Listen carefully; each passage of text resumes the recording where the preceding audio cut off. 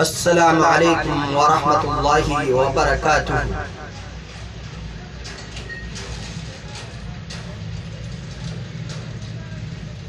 الحمدللہ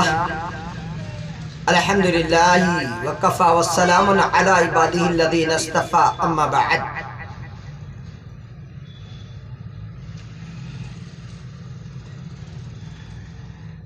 قال حدثنا الحمیدی قال حدثنا سفیان قال حدثنا يحيى بن سعيد الانصاری قال اخبرني محمد بن ابراہیم التیمی انه سمع علقمة بن وقاص الليثي يقول سمعت عمر بن الخطاب رضي الله تعالى عنه على المنبر يقول سمعت رسول الله صلى الله عليه وسلم يقول انما الاعمال بالنيات وانما لكل امرئ ما نوى فمن كانت هجرته الى دنيا يصيبها او الى امرأة ينكحها فهجرته الى ما هاجر اليه۔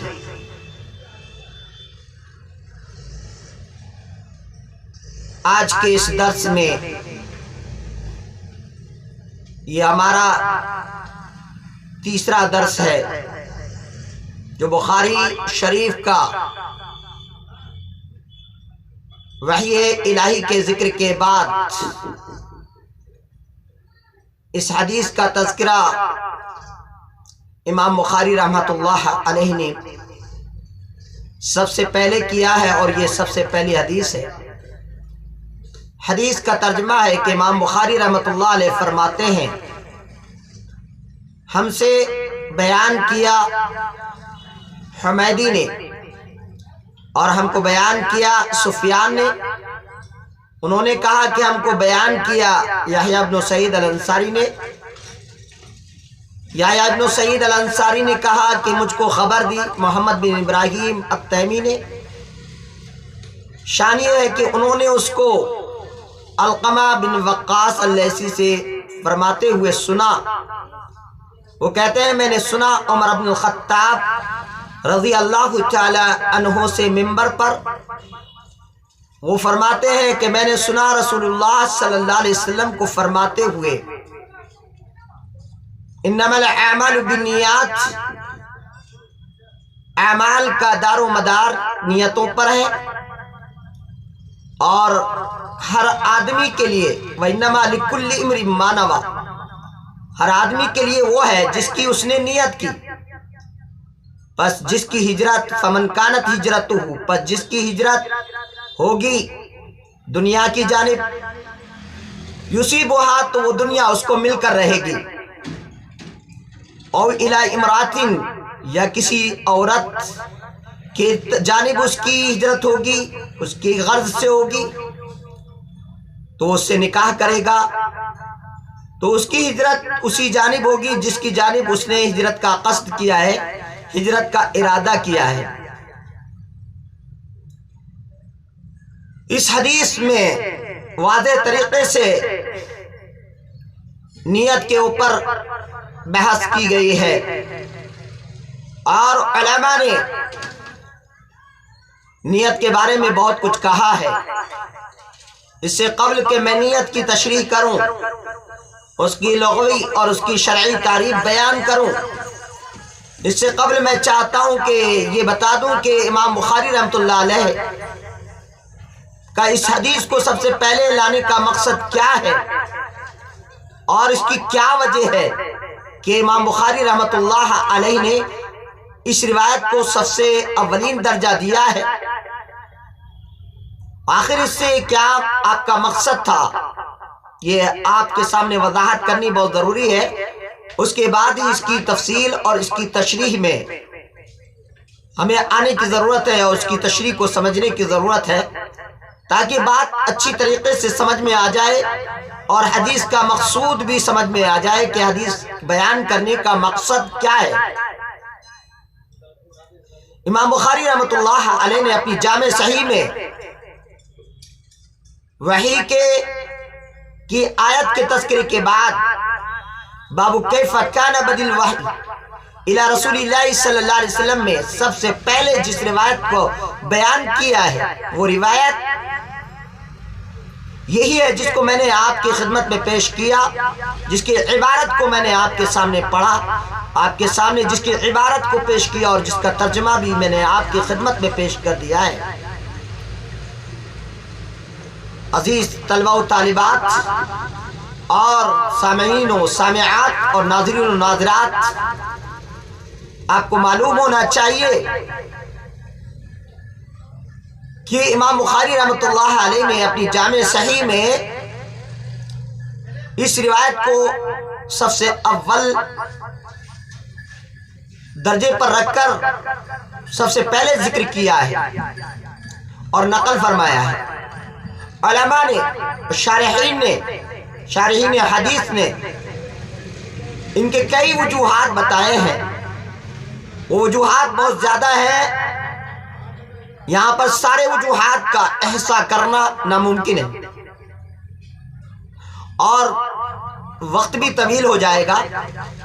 लिहाजा वक्त का तकादा भी ये है कि मुख्तसरन जिक्र किया जाए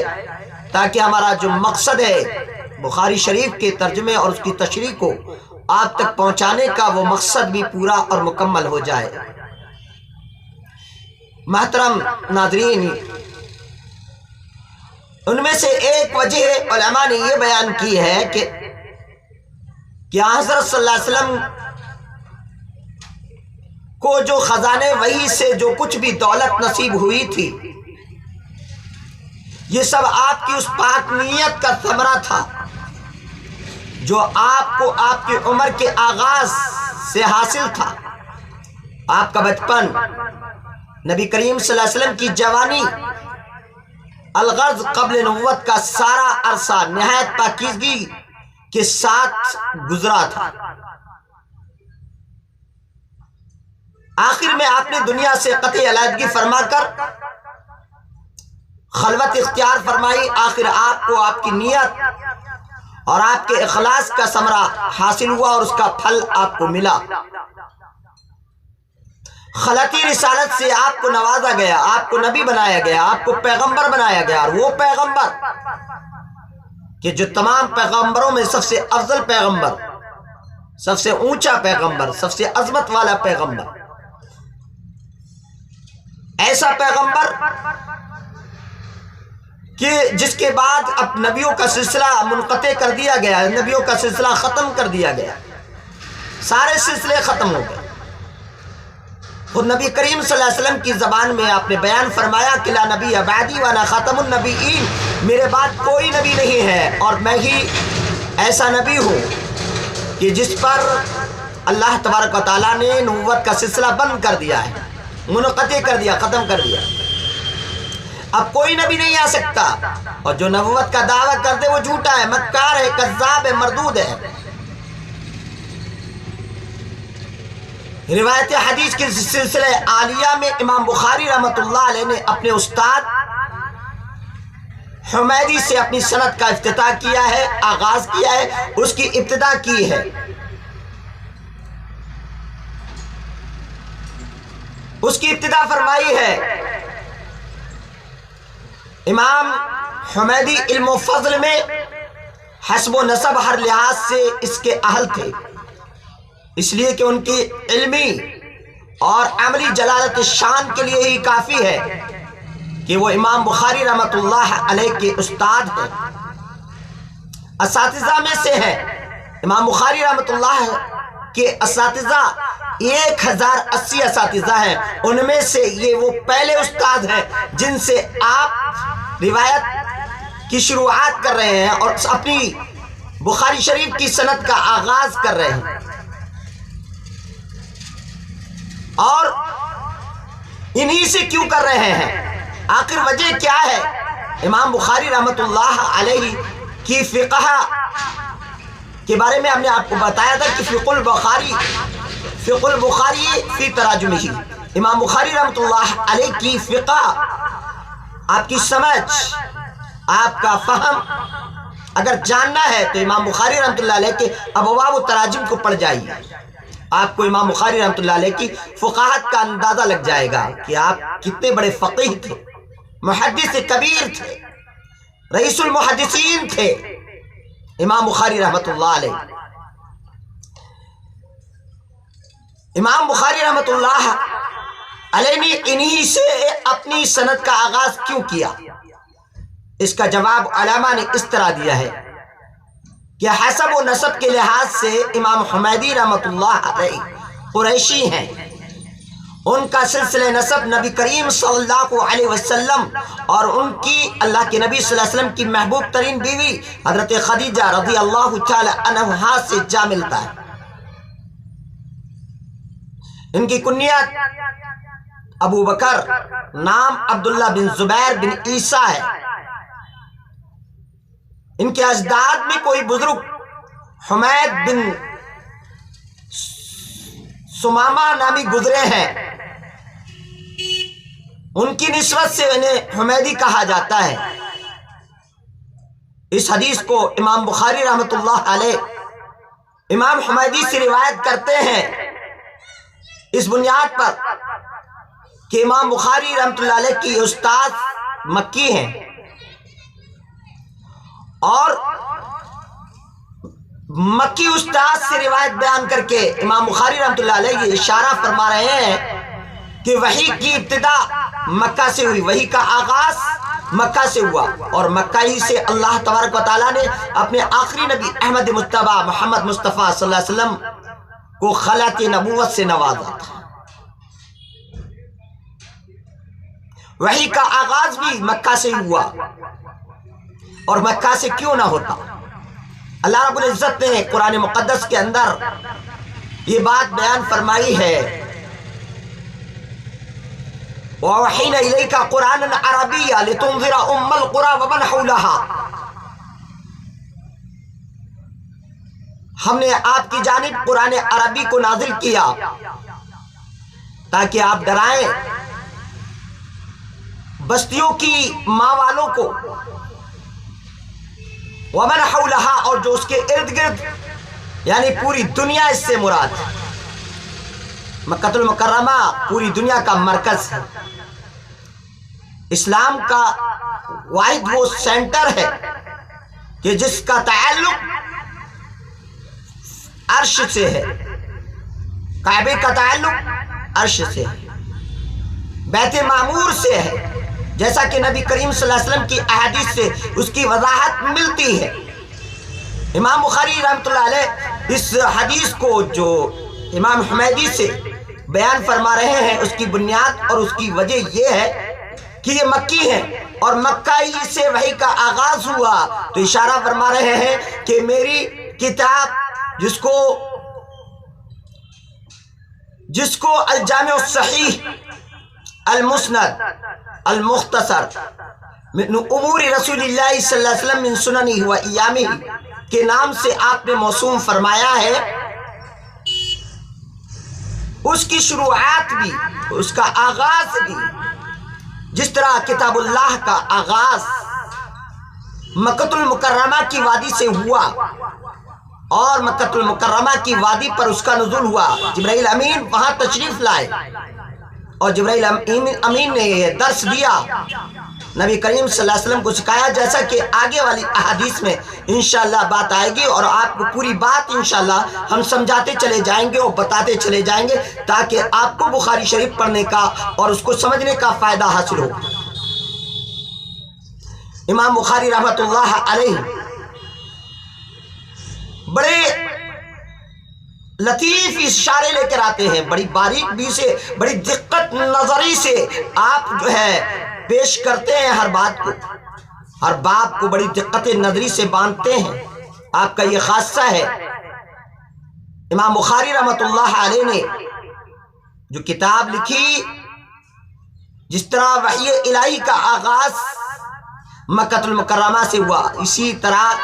مکہ المکرمہ سے بیان کرنے والے راوی جو بیان کر رہے ہیں وہ امام حمیدی رحمۃ اللہ علیہ ہیں۔ امام حمیدی رحمۃ اللہ علیہ سے امام بخاری رحمۃ اللہ علیہ اس روایت کو بیان اس لیے فرما رہے ہیں کہ قرآن مقدس کی نزول کا جو سلسلہ شروع ہوا وہ مکہ ہی سے ہوا، اور احادیث نبوی صلی اللہ علیہ وسلم کا سلسلہ بھی مکی روایت سے ہونا چاہیے، چنانچہ آپ نے مکی روایت کو پیش فرمایا۔ جن استاد سے انہوں نے پیش کیا وہ مکی ہیں، اور پھر اس میں جو صحابی آ رہے ہیں وہ صحابی عمر ابن خطاب رضی اللہ تعالی عنہ آ رہے ہیں۔ حضرت عمر رضی اللہ تعالی عنہ مکی ہیں، یہ ہر کوئی جانتا ہے، یعنی سند کا پہلا راوی جو استاذ ہے وہ بھی مکی ہے، اور صحابی ہیں وہ بھی مکی ہے۔ اللہ اکبر، کتنا لطیف اور کتنا باریک اشارہ بیان فرمایا ہے امام بخاری رحمۃ اللہ علیہ نے۔ علامہ قسطلانی رحمۃ اللہ علیہ فرماتے ہیں وَهَذَا الْحَدِيث أَحَدُ الْأَحَادِيثِ الَّتِي عَلَيْهَا مَدَارُ الْإِسْلَامِ۔ فرماتے ہیں علامہ قسطلانی رحمۃ اللہ علیہ ارشاد الساری جلد 1 صفحہ 56-57 پر بیان کرتے ہیں کہ یہ حدیث ان احادیث میں سے ہے جن پر اسلام کا دار و مدار ہے، جن پر اسلام کا دار و مدار ہے، یہ ان احادیث میں سے ہے۔ اور پھر بیان فرما رہے ہیں امام شافعی اور امام احمد رحمۃ اللہ علیہ جیسے اکابر امت نے صرف ایک اس حدیث کو تہائی یا نصف علم کا حصہ قرار دیا ہے۔ وقال الشافعی و احمد انه يدخل فی ثلث العلم، تہائی حصہ یا نصف حصہ علم کا قرار دیتے ہیں امام احمد، امام شافعی رحمہ اللہ۔ محترم سامعین و سامعات، ناظرین و ناظرات، اور عزیز طلبہ و طالبات، عمر رضی اللہ تعالیٰ عنہ کے علاوہ اس روایت کو جس کو ہم نے آپ کی خدمت میں پیش کیا ہے، اس روایت کو نبی اکرم صلی اللہ علیہ وسلم کے صحابہ میں سے 20 صحابہ کرام رضوان اللہ علیہ مجمعین نے روایت کیا ہے۔ یہ 20 اصحاب النبی صلی اللہ علیہ وسلم سے مروی، بلکہ بعض علماء نے یہاں تک کہا ہے کہ یہ حدیث متواتر ہے، یہ حدیث تواتر کے ساتھ آئی ہے، متواتر حدیث ہے۔ متواتر حدیث جس کو کثرت طرق سے روایت کیا گیا، متواتر حدیث بتائی ہے علماء نے۔ اور اس کے راویوں میں عمر ابن خطاب رضی اللہ تعالی عنہ کے علاوہ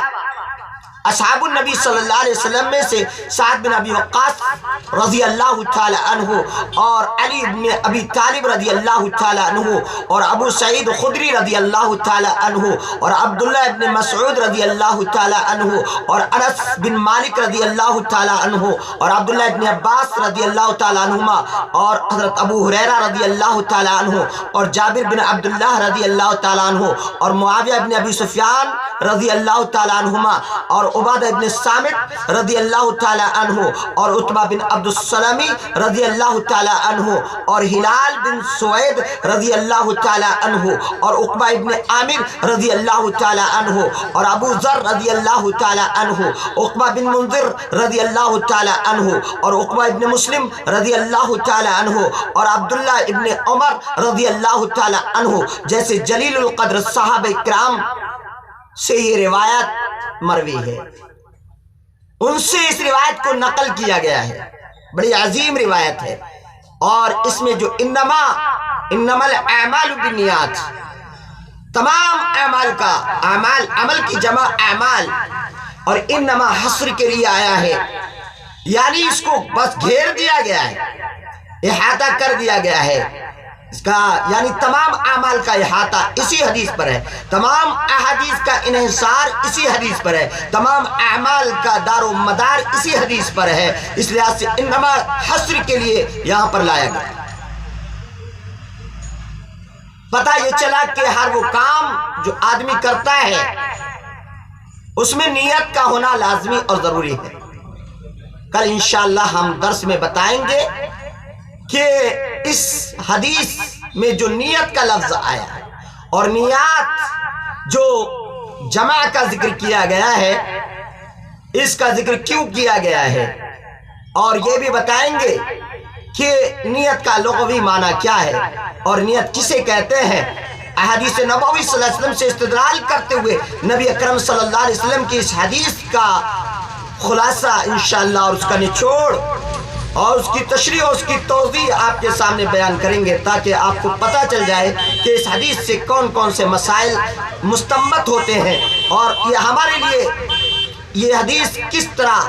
ہمارے لیے رہنمائی کا درجہ رکھتی ہے اور ہمیں اس حدیث کے مطابقت میں کس کس طریقے سے عمل کرنا چاہیے، اور یہ بھی بتائیں گے کہ اس حدیث کا شان ورود کیا ہے۔ انشاءاللہ اللہ سے دعا ہے کہ اللہ تعالی ہم سب کو احادیث نبوی صلی اللہ علیہ وسلم کے درس سے فائدہ اٹھانے اور اس کو عام کرنے کی اللہ توفیق نصیب فرمائے، اور اللہ تبارک و تعالی ہر قسم کی برائی سے ہم سب کی حفاظت فرمائے، ہماری نیتوں میں اللہ اخلاص پیدا فرمائے، اور جس نیت کے ساتھ امام بخاری رحمۃ اللہ علیہ نے اس کو لکھا ہے اس کے بارے میں بھی انشاءاللہ کل اس کی وضاحت ضرور کریں گے اور آپ کو بتائیں گے انشاءاللہ۔ اللہ سے دعا ہے کہ اللہ تعالی ہمارے دلوں میں بھی اخلاص پیدا فرمائے اور اچھے عمل کرنے کی توفیق دے، آمین۔ وآخر دعوانا ان الحمد للہ رب العالمین والصلاة والسلام علی سید الانبیاء والمرسلین والحمد للہ رب العالمین۔ السلام علیکم ورحمۃ اللہ۔